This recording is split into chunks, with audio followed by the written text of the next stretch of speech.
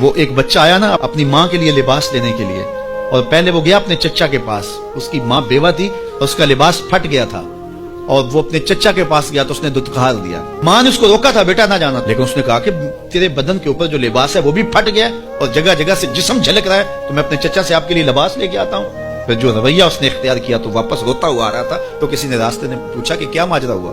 اس نے کہا چچا کے پاس گیا تھا ماں کے لیے لباس لینے، اس نے تو لا کے بھیج دیا۔ اللہ اکبر۔ تو اس نے کہا کہ جا سین حرم میں محمد نام کا ایک شخص بیٹھا ہوا ہے، اگر تو اپنا دکھڑا اس کے سامنے پیش کرے تو وہ امید ہے تمہیں رد نہیں کریں گے، لیکن سن لے ان کا دین کوئی اور ہے۔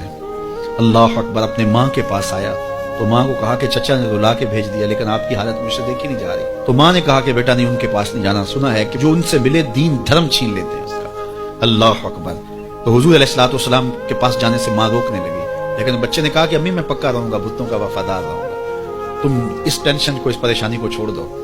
اور حضور کی خدمت میں حاضر ہوا۔ حضور صحن حرم میں چادر اوڑے بیٹھے ہوئے تھے، اور جا کے کہنے لگا میں پہلے بات آپ سے کر لیتا ہوں، آپ کا دین میں نے قبول نہیں کرنا۔ حضور مسکرا کے بولے بیٹا بتاؤ کس لیے آئے ہو؟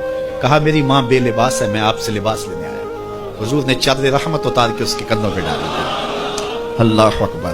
وہ واپس آ گیا اور ماں پر حضور کی چادر اڑائی۔ اللہ اکبر۔